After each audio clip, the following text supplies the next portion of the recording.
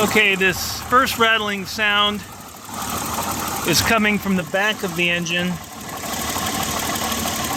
Sounds like it's actually the throw-out bearing or something in the clutch area. The sound that I'm concerned about comes like right over here, right over the top of number 3.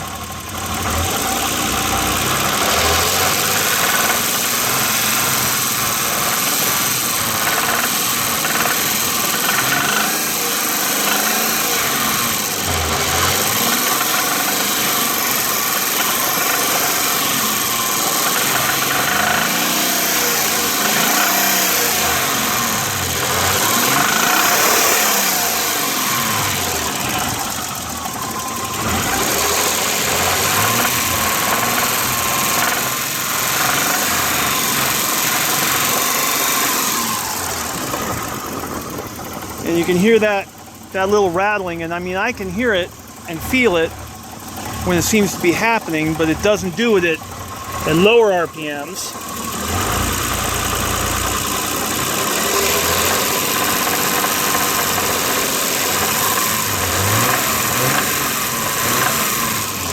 And like when I'm accelerating, it doesn't do it.